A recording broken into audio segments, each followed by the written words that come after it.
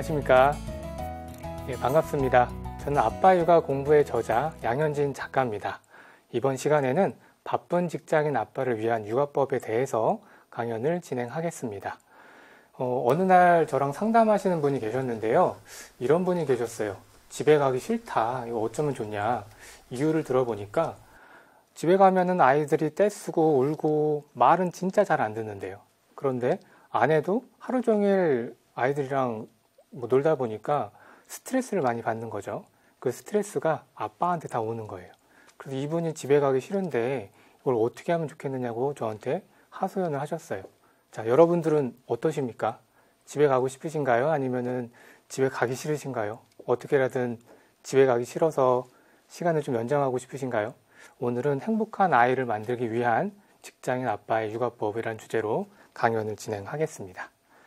그 전에 제 소개를 먼저 좀 드리겠습니다. 저는 좋은 아빠 육아 연구소, 카페를 운영하고 있고요. 각종 대통령 직속 기관 자문위원으로도 활동하고 있습니다. 직장인 아빠에 대한 육아법이란 주제로 강연도 여기저기 다니면서 하고 있고요. 아빠 육아 전문가이자 자기계발서 작가이기도 합니다. 현재 저는 세 아이의 아빠이기도 한데요. 아들, 딸 이렇게 있고요. 6살, 4살, 10개월짜리 딸아이가 있어요. 집에 가면 저도 굉장히 바쁩니다.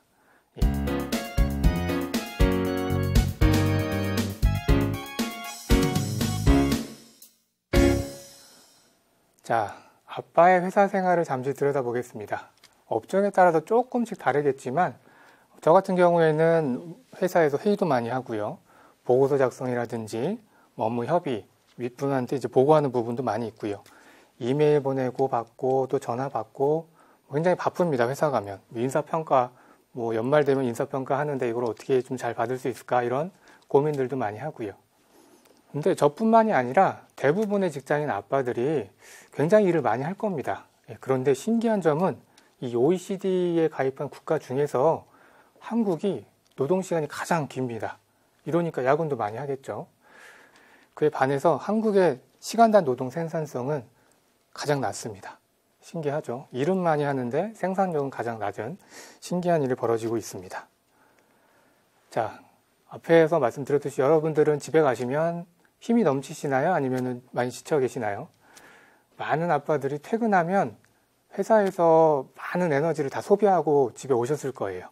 그래서 정말 집에 가면 아무것도 하기 싫죠. 저 같은 경우에도 집에 가면 정말 손 하나 까딱하기도 싫어요. 그냥 누워있고 싶고 좀 쉬고 싶고 그런 마음이 간절합니다. 그러니까 많은 아빠들이 집에 가면 소파에 누워서 자동으로 TV 리모컨을 찾게 되겠죠. 보시는 것처럼 아무것도 안 하고 있지만 더 격렬하게 아무것도 안 하고 싶은 게 바로 아빠들의 마음입니다. 자, 여기서 제가 문제를 하나 좀 내겠습니다. 좋은 아빠는 좋은 땡땡에서 시작된다. 자, 요 땡땡이 뭘까요? 눈치 좀 빠르신 분들은 아셨을 텐데요. 좋은 아빠는 좋은 남편에서 시작된다 입니다. 무슨 의미일까요? 아내의 심리가 불안하고 스트레스를 많이 받게 되면은 아이들은 금방 엄마의 심리를 눈치채버려요. 그리고 덩달아서 불안해집니다. 자연히 아이들은 초조해지고 스스로 감정 조절이라든지 애착 형성에 문제가 될 수가 있어요. 이 둘을 바라보는 아빠는 어떻습니까? 더 힘든 상황으로 몰리겠죠. 그런데 아내의 심리가 안정되고 정서적으로 평온해지면은 아이들도 똑같이 정서적으로 안정이 됩니다. 그런데 아빠가 아예 고생은 안 하는 건 아니에요. 고생을 하지만 조금 덜 고생한다 라고 보시면 됩니다. 결국 좋은 남편이 되는 것은 남편 자신을 위한 길이기도 합니다. 자, 그럼 나도 이제 좋은 아빠가 되어야겠다 라고 마음을 먹었는데요. 그런데 문제가 생깁니다. 도대체 아내가 무엇을 원하는지 알 수가 없어요. 예를 들어 볼게요. 부부끼리 싸움을 하게 되면은 남편이 먼저 상황을 일단 종료시키기 위해서 사과를 먼저 합니다. 미안해, 내가 잘못했어. 이러면 아내가 이런 말을 하죠. 뭐가 미안한데 구체적으로 얘기를 해봐. 이렇게 쏘아붙여요. 저 같은 경우에는 오빠 얘기 좀 해. 이렇게 말하는 게 제일 무섭습니다. 도대체 무슨 말을 하려고 그러나 그동안 얘기도 많이 했는데 이러면서 긴장부터 돼요. 그리고 저는 이 말도 어렵습니다. 메뉴를 고를 때 아무거나 시켜? 이렇게 얘기를 합니다. 그러면은 제가 메뉴를 하나 딱 골라서 이거 어때? 그러면 이건 뭐 때문에 안 돼. 그리고 그럼 이건 어때? 물어보면 이건 또 무슨 이유 때문에 안 돼. 이렇게 얘기를 합니다. 그러면은 정확하게 원하는 걸 찍지 왜 아무거나 얘기를 해가지고 사람을 이렇게 어렵게 만드는지 참 난감할 때가 많이 있는데요. 그리고 기념일 같은 거 챙기지 마 이럽니다. 기념일 챙기지 말아야 되나? 그런데 안 챙기면 큰일 나죠. 예. 그리고 또 나 뭐 달라진 거 없어? 가끔 이런 말 합니다. 달라진 거 없어? 라고 물었을 때 대답을 못하면은 굉장히 좀 난감해요. 더 이상 오빠는 나를 사랑하지 않는 거야? 이러면서 좀 난감한 상황이 많이 발생을 하게 되겠죠. 그래서 저는 달라진 거 없어? 라고 물어볼 때 어제 이미지랑 오늘 모습을 좀 떠올리면서 마치 틀린 그림 찾기처럼 이렇게 생각을 해봅니다. 생각을 하다가 도저히 생각이 안 나요. 뭐가 달라졌는지 아무리 막 관찰을 해봐도 알 수가 없어요.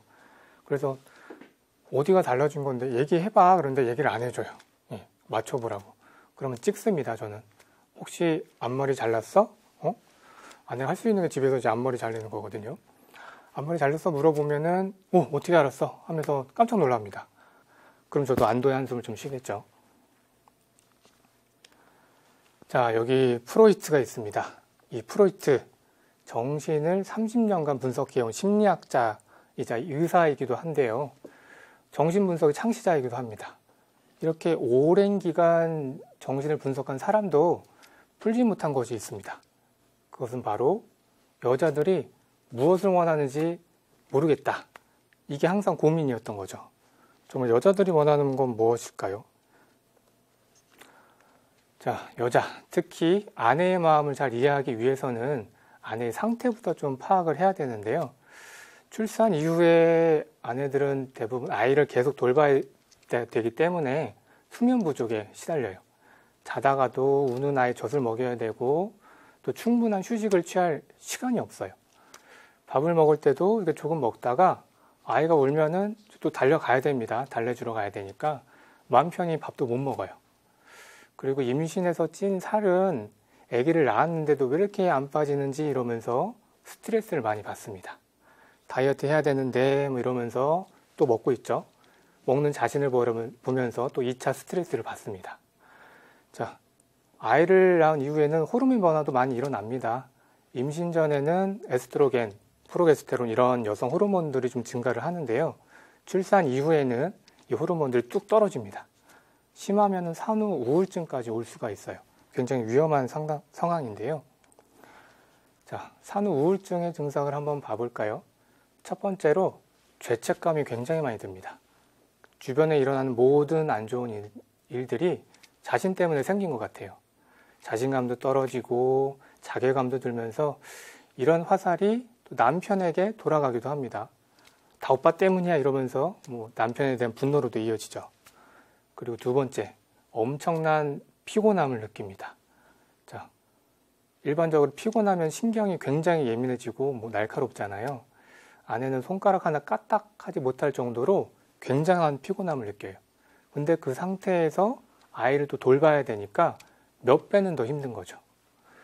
자, 세 번째로 한 가지에 집중하기 어려워요. 그리고 잘 잊어버립니다. 저랑 얘기한 대화도 잘 잊어버리고 출산 전에만 해도 똑똑하고 잘 나갔는데 출산 이후에는 바보가 된 것 같아서 여기서 또 스트레스를 받아요. 예. 그리고 네 번째로 외롭고 혼자 있는 것처럼 느껴집니다. 자, 남편이 옆에서 아무리 잘해준다고 해도 혼자인 것처럼 느껴지고요. 심할 경우에는 자신이 세상에 없어지는 것이 좋겠다 이렇게 생각하는 경우도 있어요. 굉장히 심각하죠. 남편도 물론 회사에서 일하고 집에 오면은 힘듭니다. 피곤하고. 그런데 아내도 우리가 생각하는 것 이상으로 피곤함을 느끼고 더 힘든 상태예요. 그래서 출산 이후에는 아내가 그냥 환자라고 생각을 하세요. 내가 잘 돌봐줘야 되는 환자. 그러면은 좀 마음이 편해집니다. 자, 아내가 이렇게 힘든 상황 속에 있는데요. 그러면은 남편이 아내의 마음을 어떻게 달래줄 수가 있을까요? 자, 프로이트도 몰랐던 여자의 마음. 결론부터 말씀드리면 해결보다는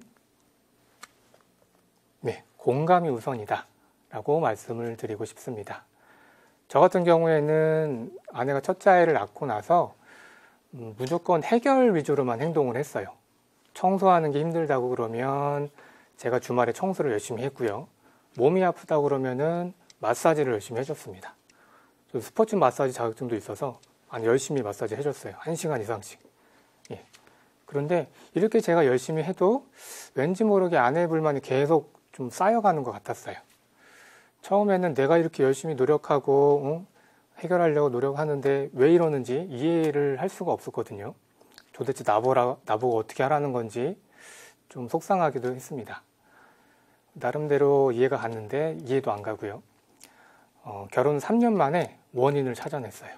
저는 자꾸 이 아내의 문제를 해결하는 것에만 초점을 맞추고 있었던 거죠. 아내가 힘든 원인을 없애려고 계속 노력만 했었습니다. 그런데 아내가 원했던 거는 이 해결이 아니었습니다. 더 원했던 거는 공감이었어요. 아내가 지금 얼마나 힘든지 제가 이해하고 공감하기를 더 바랬던 거죠.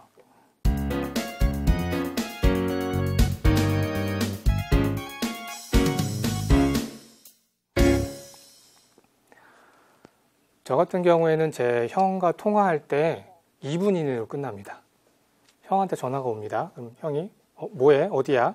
이러면 나 회사지 일하고 있어. 그럼 형이 일요일에 아빠네 집에서 모일 건데 그때 와. 그럼 몇 시에 모일 거야? 그러면 뭐 오전에 정확한 시간도 얘기 안 해요. 오전에 모일 거야? 그러면은 대충 9시 정도 가면 되겠구나 이러면서 그래 알았어 끊어 하고 그냥 끊습니다. 2분도 안 걸려요. 그런데 아내는 언니랑 통화할 때 몇 시간씩 통화를 해요. 예. 특히 여자친구들끼리라도 통화할 때 3, 4시간 통화하고 자세한 얘기는 만나서 얘기하자. 이렇게 많이 하죠. 자, 이렇게 차이가 나는 이유가 뭘까요? 이 대화는 그 남자는 무의식 중에 목적 있는 대화를 중요시하고 있어요. 목적 있는 대화. 대화는 정보를 얻고 문제를 해결하기 위한 수단으로만 여기는 거죠. 그래서 대화의 효율성을 중요시해요. 장황하고 이 긴 대화는 싫어합니다. 논리적이고 간단 명료한 대화를 좋아해요. 반대로 여성분들은 이 감성적인 대화를 더 중요시합니다. 자신이 느낀 것을 상대방한테 전달하고 공감해 주길 원하는 거죠. 여자는 대화를 통해서 상대방과 친밀감을 상승시키는 수단으로 봅니다. 그래서 상대적으로 남성보다 여성 간의 대화가 굉장히 양이 많아요. 남편분들은 아내를 대할 때 남자의 해결하려는 본능을 잠시 멈추고 고개 끄덕끄덕 이러면서 리액션도 좀 취해보고요. 이해와 공감을 해주면 서서히 불만도 사그라들 겁니다. 아내가 화가 났을 때 대처해야 하는 가장 좋은 방법은 아내의 말을 그대로 따라하는 겁니다. 저 같은 경우에는 앵무새 기법이라고 하는데요. 아내가 몸이 아프다고 그러면 몸이 아프구나 라고 앵무새처럼 똑같이 따라하는 거죠. 그러면서 아이고 얼마나 고생이야. 오빠 같았으면은 벌써 아작났을 거야. 당신이니까 이 정도 버티는 거지. 이러면서 공감을 해줍니다. 대화 중에 저도 화가 날 때도 있는데 그럴 때는 감정 조절이 어려우면은 심호흡을 해요. 10까지 세면서 이러면서 심호흡을 하고 있으면은 감정이 일단 누그러집니다.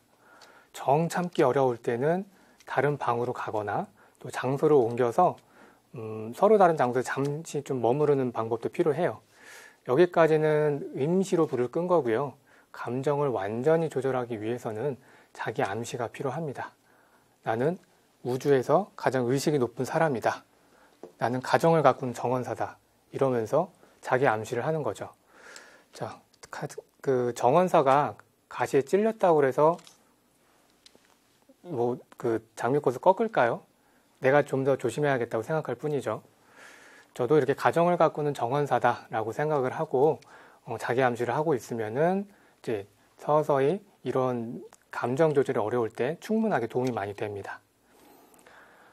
자, 그리고 이쁘다는 말에 장사가 없습니다. 아내한테 이쁘다는 말 많이 해주세요. 그런데 막연하게 이쁘다고 하면은 좀 임팩트가 없습니다. 저 같은 경우에는 아내한테 이렇게 칭찬을 해줘요. 오늘 당신 보니까 이 귀에서 어깨까지 내려오는 요 선이 굉장히 예쁜데 요 선 굉장히 살아있어. 이렇게 얘기하면은 아내는 이게 무슨 뭐가 이뻐 그냥 목이지 이러면서 또 거울 가서 또 봐요. 진짜 이쁜지. 예, 이런 식으로 구체적으로 칭찬을 해줘요. 그리고 가끔 아내에 대한 생각이라든지 행동에 대한 것도 칭찬을 잘 해주면 좋습니다. 제일 중요한 거는 아내랑 충분히 대화를 하는 겁니다. 저 같은 경우에도 아내랑 조금이라도 대화를 하려고 그러면은 첫째 아이 와서 좀 놀아달라고 그러고 둘째 아이가 오고 또 막내도 이렇게 와서 또 안아달라고 그러니까 대화할 시간이 별로 없어요. 그래서 아이들 재우고 나서 조금이라도 시간을 확보해서 아내랑 대화를 하려고 노력하고 있습니다. 그래야 서로 오해 없이 지낼 수가 있어요.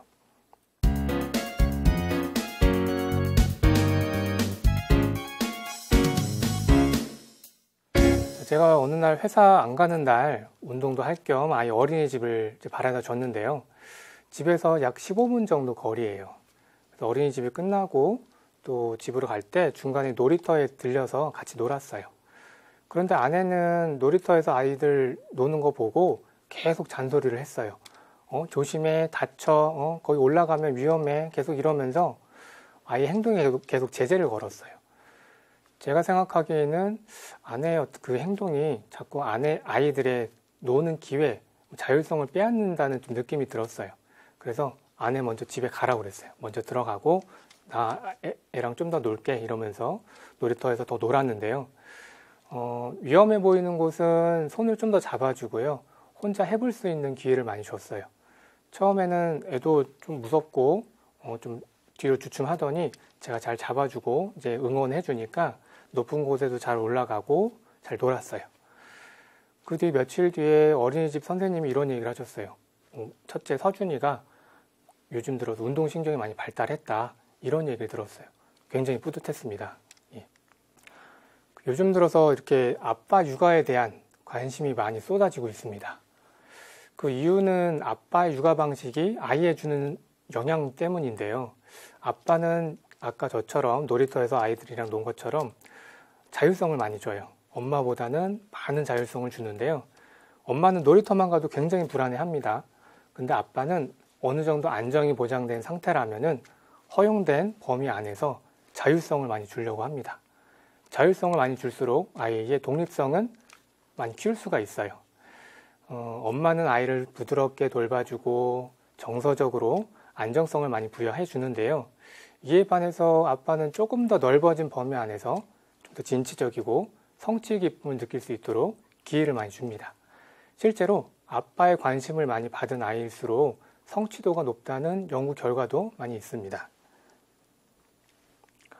자, 언제부턴가 이 프렌디라는 단어를 자주 듣게 됐습니다. 프렌디가 뭘까요? 예, 프렌디는 그 프렌드와 데디의 합성어인데요. 신조어입니다. 친구 같은 아빠를 뜻하는데요. 기존의 가부장적인 아빠들, 무뚝뚝한 이미지들이 좀 많이 있었죠. 요즘 아빠들은 이런 기존의 가부장적인 아빠들의 이미지가 싫어서 내 아이에게는 정말 친구 같은 아빠가 되고 싶어 하는 분들이 많이 있습니다. 저도 한때는 친구 같은 아빠를 좀 꿈꿨어요.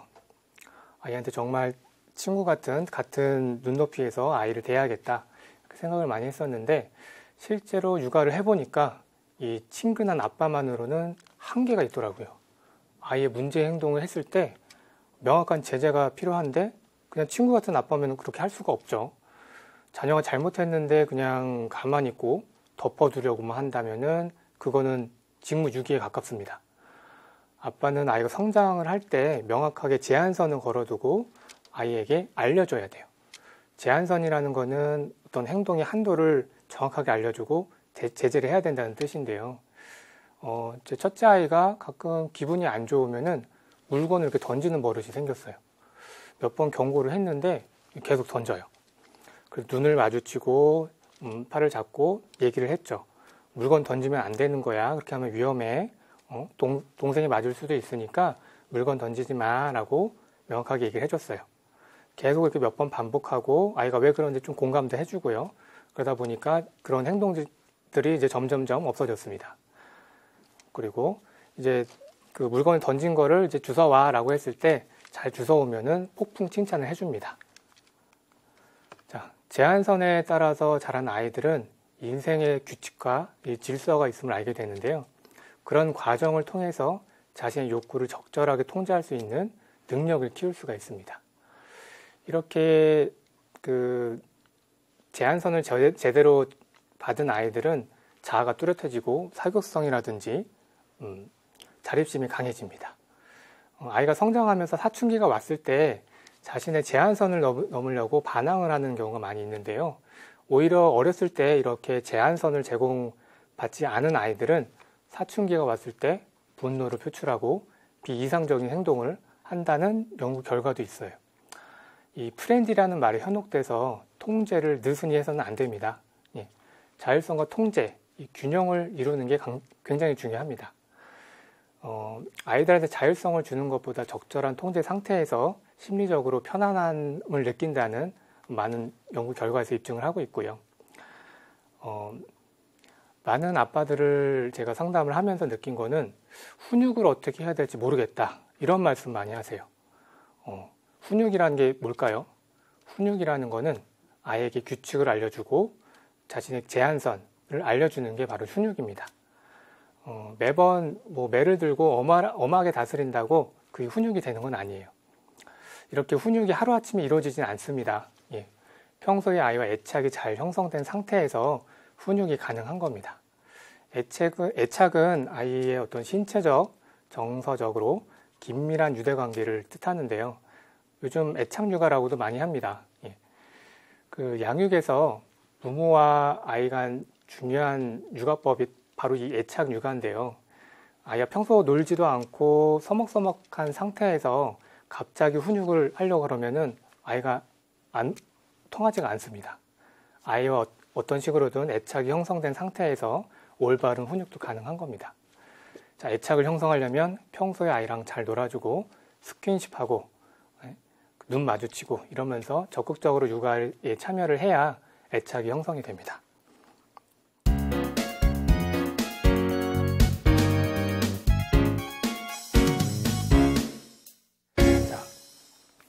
어느 날 고등학교에 제가 강연을 할 기회가 있었는데요. 학생들한테 꿈이 무엇냐고 이제 물어보니까 대답하는 학생들이 한 명도 없었어요. 예, 자신이 진정 뭘 원하는지 잘 모르겠대요. 그런데 이 어른들은 어떻습니까?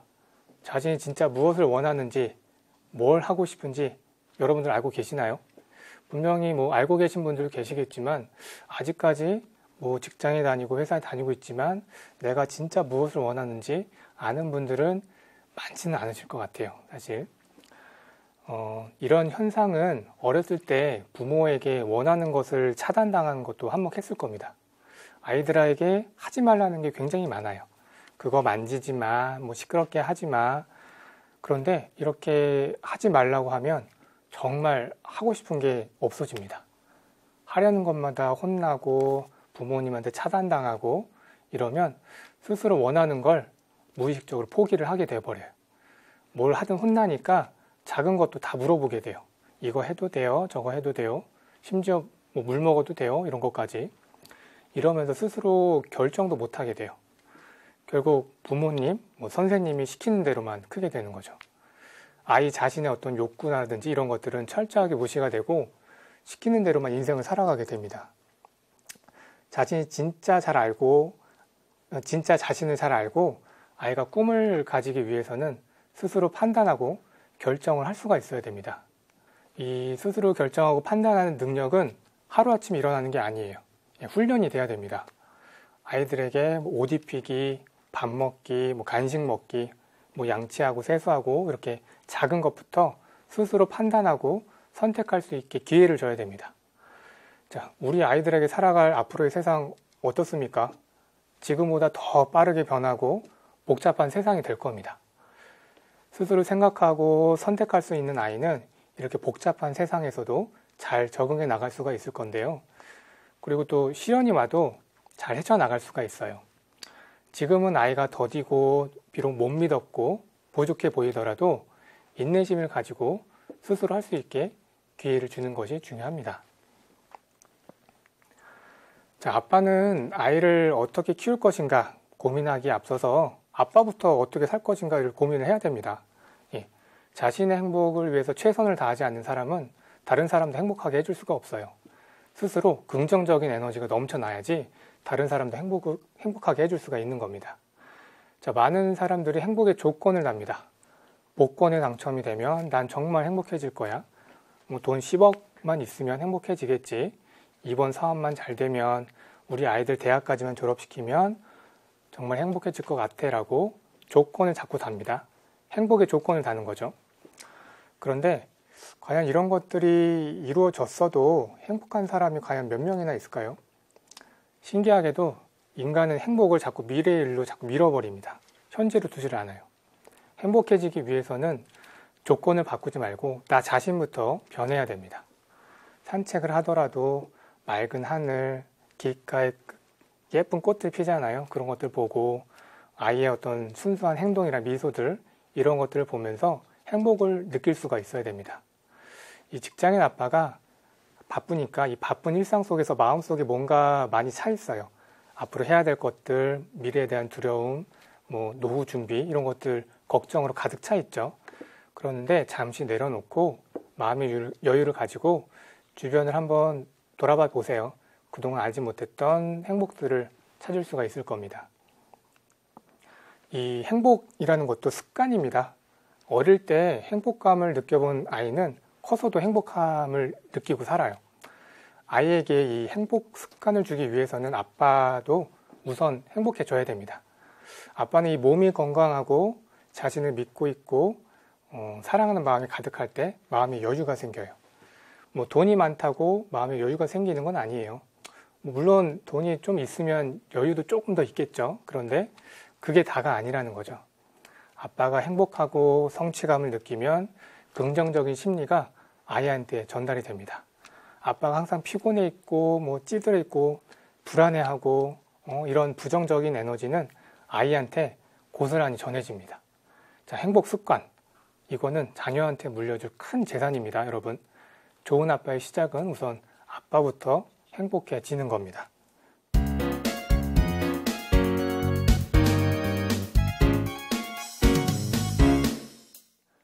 자, 그러면은 아이랑 어떻게 놀아줘야 될까요? 하루 10분 놀이법 어려운 게 아닙니다. 직장인 아빠들 많이 바쁘시잖아요. 저도 굉장히 많이 바쁩니다. 시간도 없고 놀이를 위해서 뭔가를 준비해야 되는 시간조차 아까워요. 그런데 에너지를 낭비할 시간이 없습니다. 바로 아빠가 적용 가능하고 쉬운 놀이법 위주로만 제가 소개를 하겠습니다. 자, 몸으로 하는 놀이는 많은 아빠들이 어렸을 때 경험을 통해서 알고 있는 놀이일 거예요. 그래도 제가 굳이 소개를 하는 이유는 놀이법을 잊어버려서 아이에게 놀아줄 그 시기를 놓치는 경우가 많이 있어요.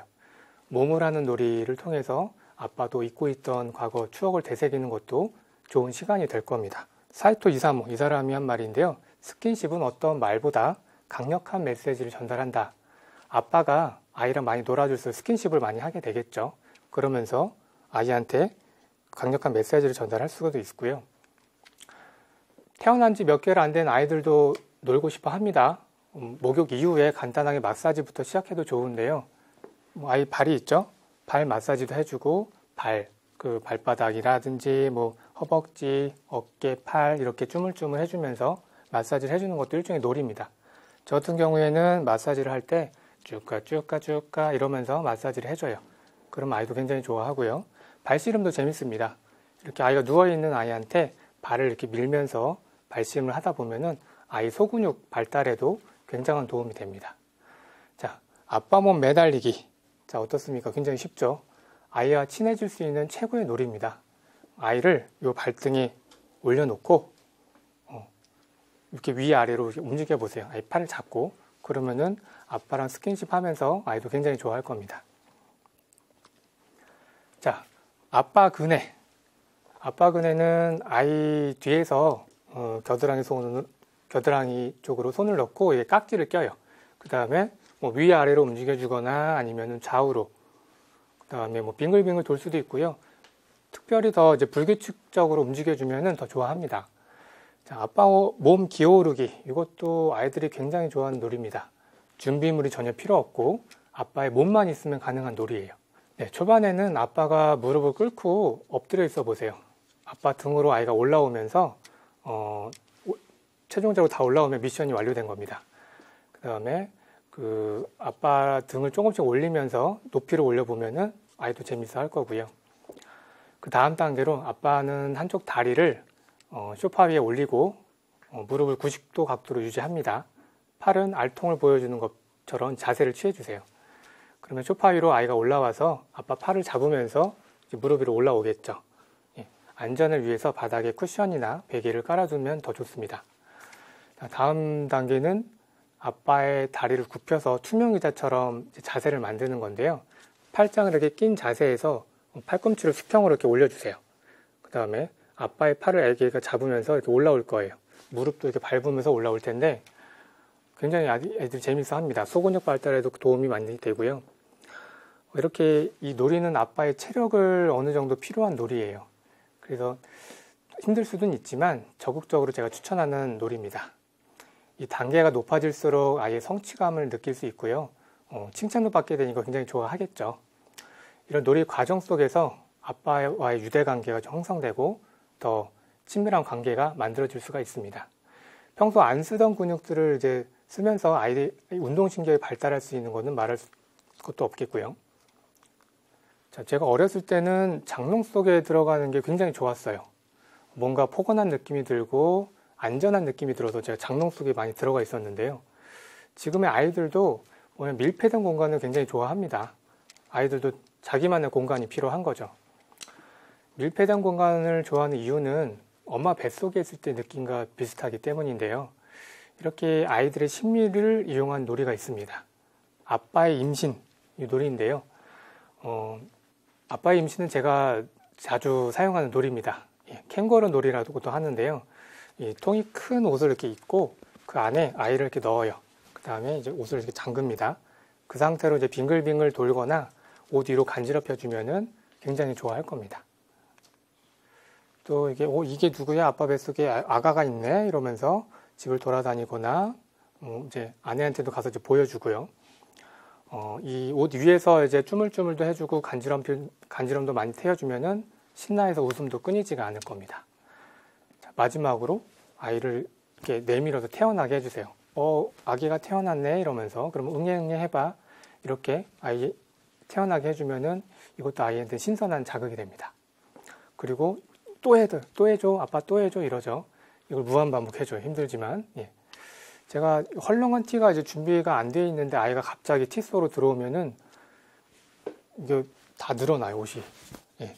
그래서 제 집에 입는 티는 굉장히 다 늘어나 있습니다. 이렇게 아빠의 몸은 아이들한테 최고의 놀이터가 될 수가 있습니다. 다음으로는 이불로 할 수 있는 놀이인데요. 이불을 이렇게 쫙 펴고 그 위에 아이를 일자로 눕혀요. 그리고 여러 가지 버개를 가지고 와서 이건 시금치야, 이건 단무지야 이러면서 김밥 재료들을 이렇게 담아줍니다. 그리고 마지막에 돌돌돌돌 이렇게 말아줘요. 그러면 이불 김밥이 됩니다. 이불 위로 이렇게 간지럽혀 주기도 하고요.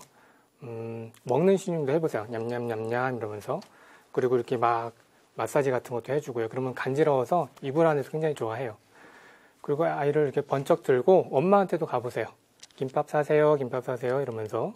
그럼 엄마가 안 사요, 아니면 사요 이러면서 놀 수도 있고요. 그리고 이제 이불 그네가 있는데요. 이불 그네는 엄마랑 좀 같이 해야 됩니다. 이불 양쪽에서 엄마랑 아빠가 이불을 잡고요. 아이를 가운데 눕히세요. 그리고 양쪽으로 왔다 갔다 하면 이불 그네가 됩니다. 100% 아이들이 좋아하고요. 아빠 혼자도 할 수는 있긴 있는데 좀 힘이 많이 들어요. 그리고 이불 썰매도 굉장히 좋아합니다. 아이들 눕혀놓고 한쪽 이불 잡고 집안을 이렇게 돌아다니는 거예요. 아내는 좀 싫어하죠. 먼지 다 끌고 다닌다고. 그런데 아이들은 100% 좋아합니다. 이제 턱이나 이런 데 아이 머리가 다칠 수도 있으니까 버개를 머리에 대주세요. 그리고 집에 끌고 다니면서 여기저기 다니면 좋아합니다. 팔씨름 놀이가 있는데요. 팔씨름은 남자아이들이랑 하기 굉장히 좋아요. 아빠를 이기기 위해서 온몸을 이용해서 전력 전력으로 필사적으로 이제 팔씨름을 할 텐데요. 적당히 아빠가 이기고 때로는 져주는 것도 필요합니다. 아빠가 이기겠다고 막 필사적으로 할 필요는 없어요. 적당하게 지기도 하면서 즐거운 시간을 보낼 수가 있습니다. 자, 아이들은 에너지가 엄청 넘쳐나죠. 넘치는 에너지를 주체를 못해서 밤에 잘 안 자는 경우도 있어요. 아이들이 저녁에 잘 재우고 싶다면 태권도 놀이를 한번 해보세요. 뭐 태권도 도장에 가는 게 아니라 집에서 간단하게 태권도 놀이를 할 수가 있습니다. 아빠가 앉은 자세에서 팔만 이렇게 올려주세요. 그리고 발차기 해봐 이러면서, 그러면 아이가 발을 계속 찹니다. 왼발 오른발 교대로 10번씩 차봐. 그리고 20번 찼죠. 그러면 단계를 더 높여줘요. 그럼 여기서 또 차겠죠. 계속 높여줍니다. 아이는 땀이 뻘뻘 나면서 계속 발차기를 할 거예요. 발차기뿐만 아니라 이제 주먹 지르는 것도 아빠가 이렇게 손을 대주면서 할 수도 있고요. 그래서 아이들이 땀을 많이 흘리니까 이 놀이는 목욕하기 전에 좋아요. 그리고 이렇게 에너지를 많이 발산한 아이일수록 저녁이 되면 알아서 잘 잘 겁니다. 그 다음에 이제 신문지로 할 수 있는 놀이도 굉장히 많은데요. 신문지를 구겨가지고 공 모양으로 만든 다음에 통 속으로 넣는 놀이를 하는 거예요. 아빠의 팔 안으로 이쪽으로 넣어봐 하면서 놀이를 할 수도 있고요. 신문지를 이제 돌돌돌 말아서 길게 해가지고 칼싸움을 할 수도 있어요. 신문지 놀이를 할 수 있는 게 굉장히 많습니다. 때로는 아빠가 신문지를 이렇게 쫙 펴놓고 한번 주먹으로 때려봐 이러면은 아이가 쫙 때리겠죠.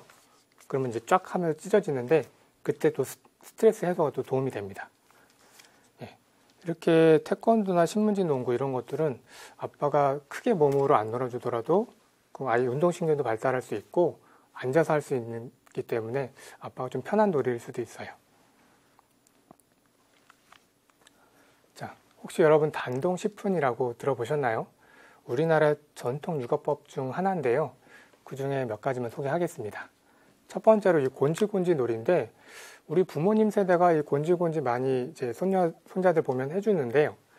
이 곤지곤지가 굉장히 좋은 놀이입니다.